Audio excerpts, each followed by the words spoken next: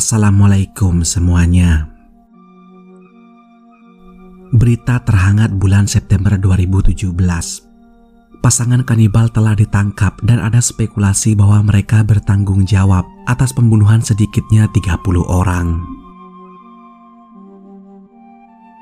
Dmitri Bakshiv lahir pada tanggal 28 Januari 1982 dengan masa kecil di sebuah panti asuhan di Rusia Selatan. Orang tuanya adalah pemabuk dan tidak mampu menghidupinya sehingga dia tinggal di panti asuhan selama 3 tahun sebelum pasangan suami istri mengadopsinya selama lebih dari 1 dekade. Dia tampak menjalani kehidupan yang cukup normal dan dikatakan tumbuh sehat. Tapi seperti kebanyakan cerita orang-orang yang berkelana ke sisi gelap, sesuatu mengubah lintasan hidupnya selamanya. Ibu angkatnya menjadi sakit parah karena kanker setelah perjuangan yang panjang. Dia meninggalkan Dmitri dengan ayah angkatnya yang berubah drastis dan menjadi kejam setelah kematian istrinya. Dmitri akhirnya diusir dari rumah dan dibiarkan menjalani kehidupan sendiri. Setelah beberapa bulan tinggal di rumah orang-orang yang bermaksud baik, yang awalnya mencoba membantunya tetapi akhirnya muak dan berbalik.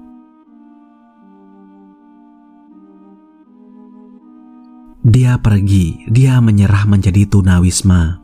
Dia memutuskan bahwa dia akan memikirkan hidupnya sendiri dan petualangannya ke dunia kejahatan pun dimulai. Tetapi semuanya dengan cepat terhenti setelah dia merampok sebuah toko. Dalam upaya panik untuk melarikan diri, dia merampok mobil. Tetapi perampokan itu segera dilaporkan dan Dmitri dikejar, ditangkap dan dijatuhi hukuman 2 tahun penjara.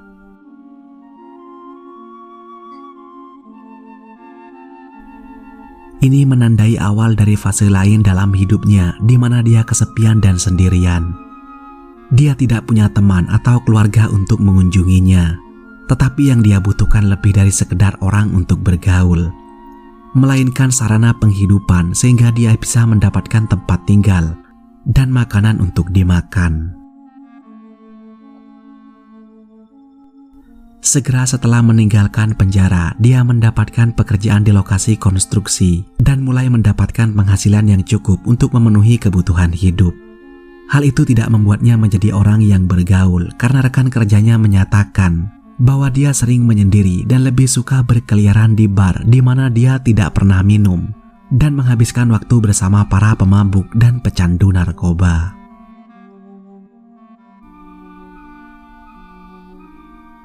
Entah kenapa dia tampak menikmati kehadiran mereka dan cinta segera datang memanggil namanya. Wanita itu adalah Natalie Bakshiv, lahir pada tanggal 25 Januari 1975. Dia sekitar 7 tahun lebih tua dari Dmitri. Mereka memiliki satu kesamaan, dia telah kehilangan ibunya saat masih kecil, namun hal itu tidak berdampak buruk pada kehidupannya. Dia dilayani oleh anggota keluarga dan melanjutkan pendidikan standar pada usia 19 tahun. Dia memutuskan untuk melanjutkan ke sekolah kedokteran di mana dia menjadi perawat dan menduduki posisi senior di Departemen Sanitasi Krasnodar. Dalam perjalanan karirnya, dia ditugaskan ke sekolah militer di mana dia bertemu dengan seorang pria militer yang menjadi suami pertamanya. Tidak banyak yang diketahui tentangnya dan hubungan yang mereka lakukan, tetapi mereka memiliki seorang anak bersama sebelum dia meninggal. Situasi yang menyedihkan membuatnya mencari hiburan dalam alkohol dan obat-obatan. Hal itu membuat hidupnya terbalik dan dia sering kehilangan pekerjaan, terlihat tidak terawat dan hidup sembarangan. Tempat favoritnya untuk nongkrong adalah bar tempat dia mabuk hingga pingsan. Dmitri dan Natalia menjadi teman dan mulai berkencan. Tak lama setelah beberapa bulan menjalin hubungan, mereka memutuskan sudah waktunya untuk tinggal bersama. Dmitri dapat menghemat uang sewa karena Natalia tinggal di asrama militer yang diwarisi dari suaminya setelah kematiannya. Semuanya berjalan cukup baik dan mereka memutuskan untuk menikah 5 tahun kemudian. Sekarang kalian mungkin bertanya apa yang terjadi pada putranya. Putranya telah tinggal bersama ibunya dan cinta barunya, sampai dia memutuskan untuk pindah dari rumah Natalia. Anak laki-lakinya tidak pernah diketahui dan jarang disebutkan dalam semua cerita.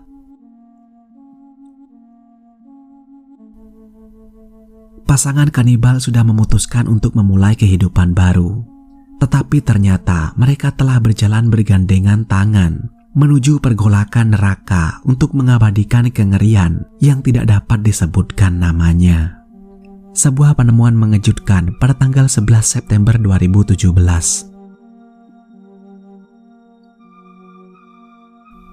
Saat itu, para pekerja konstruksi menjalani hari-hari mereka dan semuanya tampak normal sampai kejadian tak terduga membawa mereka berhadapan dengan pemandangan mengerikan yang belum pernah mereka lihat atau harapkan seumur hidup mereka. Seseorang melihat telepon di trotoar. Sangat disayangkan seseorang kehilangan ponselnya sehingga mereka memberitahu pekerja lain, namun tidak ada seorang pun di lokasi yang mengklaim ponsel tersebut atau mengetahui siapa pemiliknya. Sehingga mereka memutuskan untuk melakukan penyelidikan kecil untuk mendapatkan petunjuk tentang siapa yang harus dihubungi. Tidak ada kata sandi di telepon. Mereka dengan mudah mendapatkan akses dan mulai melihat-lihat gambar di galeri. Saat itulah mereka menemukan gambar-gambar yang mengganggu yang membuat sirine polisi meraung-raung beberapa hari. Gambar-gambar foto selfie seorang pria tak dikenal yang berpose dengan kepala yang dipenggal, dan seorang perempuan yang memasukkan jari-jari manusia yang telah dipotong dari seluruh tubuh ke dalam mulut dan lubang hidungnya. Itu seperti pertunjukan horor virtual dengan lebih banyak foto bagian tubuh yang terpenggal dan manusia mati. Pada saat itu tidak perlu memanggil siapapun kecuali polisi. Setelah beberapa hari, polisi melacak pemilik telepon tersebut dan itu adalah milik Dimitri dan Natalia. Tetapi penemuan telepon yang hilang hanyalah awal dari kengerian yang akan ditemukan polisi saat tiba di rumah mereka. Lubang neraka dengan jejak kematian terlihat di seluruh kediaman.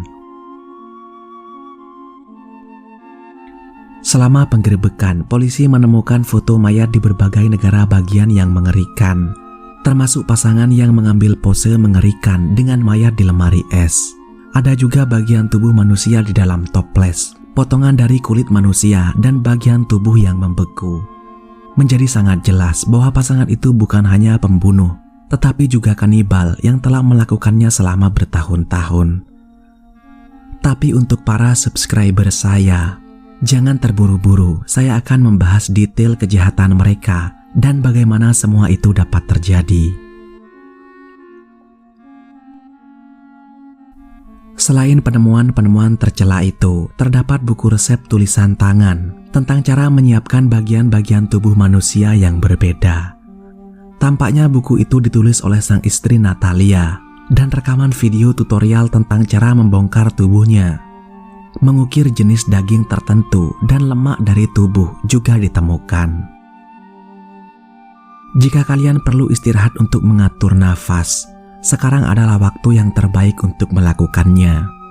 Karena masih banyak lagi rambut manusia alami yang diambil dari tubuh wanita yang sudah mati juga hadir di tempat kejadian. Terdapat sebuah foto mengejutkan yang meninggalkan petunjuk membingungkan. Sebuah kepala yang dipenggal dan ditata sebagai makan malam Natal di atas piring perak dengan dihiasi dengan jeruk di sekelilingnya. Ada tulisan yang menunjukkan bulan Desember 1999 yang membuatnya berusia 18 tahun. Mungkinkah bahwa pasangan kanibal telah berkeliaran dan menikam korban selama hampir 2 dekade?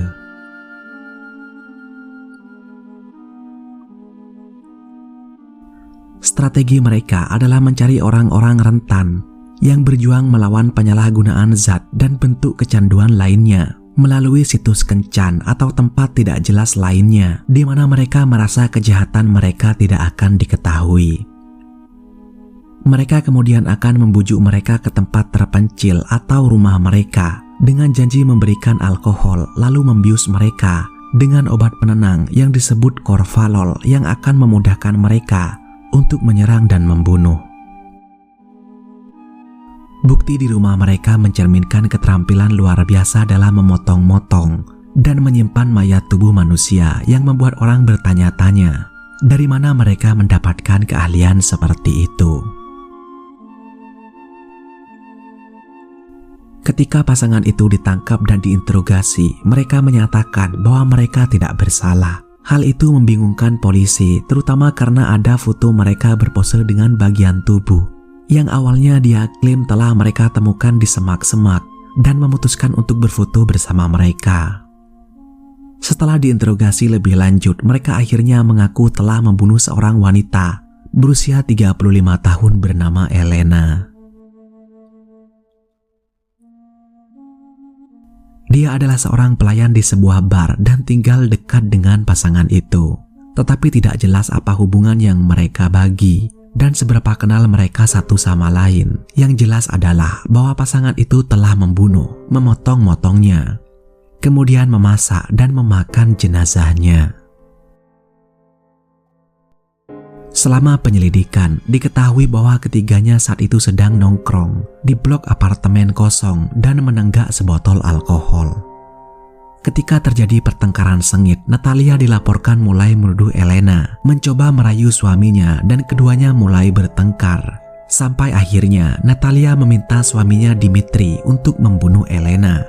Dia menyerangnya, menikamnya dengan keras dan berulang kali sampai dia meninggal. Sang istri dikatakan juga ikut serta dalam pembunuhan itu dan mereka berdua mulai membongkar tubuh Elena sepotong demi sepotong. Pasangan kanibal itu kemudian mengemas potongan-potongan itu dan menempatkannya di dalam ranselnya dan membawanya ke apartemen. Selama penggerebekan di rumah oleh polisi, bagian tubuh yang diyakini sebagai milik Elena ditemukan di lemari es dan bahkan dipanci di atas kompor. Disitulah laporan dari pensiunan perwira Angkatan Udara, Sergei Labinesev, yang kebetulan kenal dengan pasangan tersebut, menyatakan bahwa tuduhan rayuan hanyalah sebuah taktik dan niat utama mereka adalah untuk membunuh. Sergei menyebutkan bahwa penangkapan mereka membawa kembali kenangan yang membuatnya gemetar saat dia menghadapi pasangan itu. Mereka bisa saja membunuh dan memakan Sergei kurang dari 2 bulan sebelum penangkapan mereka. Mereka berada di rumahnya ketika Dimitri tiba-tiba mengalami ledakan emosional dan mengatakan dia cemburu kepada pensiunan perwira itu. Dia menuduh Sergei merayu Natalia. Tuduhan itu tidak berdasar dan tidak pada tempatnya, tetapi dia telah menggunakan pelatihan militernya dengan baik ketika Dimitri mengayunkan bangku ke arahnya dan hampir mengenainya dari belakang. Setelah menghindari serangan itu, Natalia melompat ke arahnya juga, mencoba menyakitinya, tetapi dia berhasil menghentikannya. Sergei mengusir mereka berdua dari rumahnya dan memanggil taksi untuk membawa mereka pergi dari tempat itu. Dia tidak pernah melihat mereka lagi sampai berita penangkapan mereka. Sergei berhasil menyelamatkan diri, tetapi tidak banyak yang seberuntung itu. Diyakini bahwa selain Elena, mereka telah membunuh beberapa lusin orang lainnya. Bangunan tempat Elena dibunuh dijuluki Crypt. Itu adalah blok apartemen terbengkalai yang dimaksudkan untuk perumahan militer, tetapi tidak pernah selesai, dan di tempat itulah mereka melakukan beberapa pembunuhan. Beberapa bagian tubuh telah ditemukan di dalam gedung, termasuk sebuah tangan. Kalian mungkin sudah merasa ngeri, tetapi ceritanya menjadi lebih rumit dan kalian perlu mendengar ini. Natalia dan Dimitri tinggal di sebuah asrama di akademi militer di sebuah kota di Rusia Selatan bernama Krasnodar. Natalia memanggang dan menjual pai daging kepada orang-orang di akademi tersebut, mahasiswa pilot dan peserta pelatihan lainnya.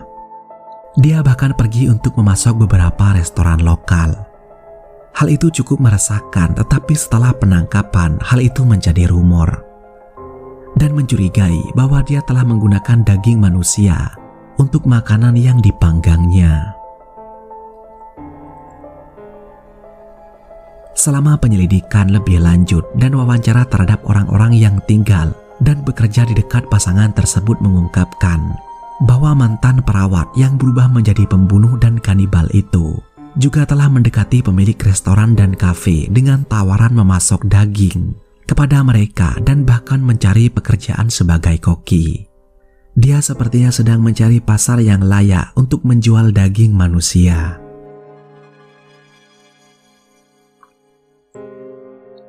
Tak satu pun dari orang-orang yang dia dekati memberikan pekerjaan kepadanya, mengingat bahwa dia terlihat tidak terawat dan vulgar. Jika mengingat kembali pertemuan singkat mereka dengan pasangan tersebut, membuat tetangga dan warga sekitar lainnya merinding. Banyak orang yang mengenal mereka selalu curiga ada sesuatu yang mencurigakan pada diri mereka.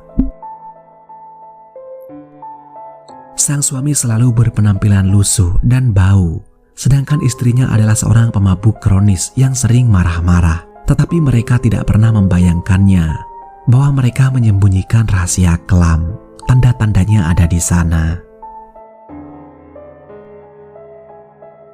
Natalia mengaku bahwa dia dan suaminya telah melakukan kejahatan mengerikan itu selama beberapa tahun dan membunuh sebanyak 30 korban. Namun klaim itu tidak dapat pernah dipastikan.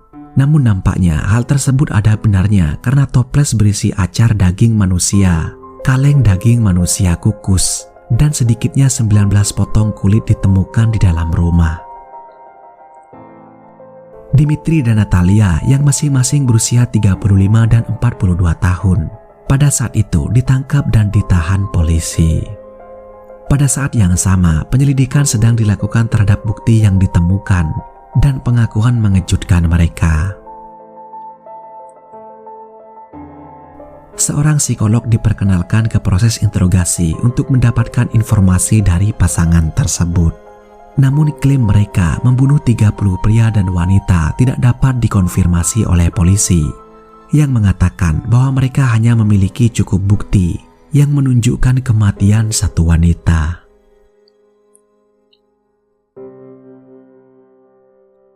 Natalia yang telah membuat sebagian besar pengakuan dianalisis oleh psikiater. Dia dinyatakan sehat secara mental, namun dia mencoba memutarbalikkan narasi demi kepentingan dirinya sendiri dengan mengklaim bahwa dia sakit jiwa dan sebelumnya telah memeriksakan dirinya ke rumah sakit jiwa setelah kematian suami pertamanya. Catatan tersebut dicari dan klaimnya ternyata benar. Dia memang telah mengunjungi beberapa rumah sakit jiwa dan mengklaim bahwa dia memiliki kelainan mental dan meminta untuk diperiksa, namun catatan juga menunjukkan bahwa dia telah disertifikasi sehat secara mental di masing-masing rumah sakit tersebut.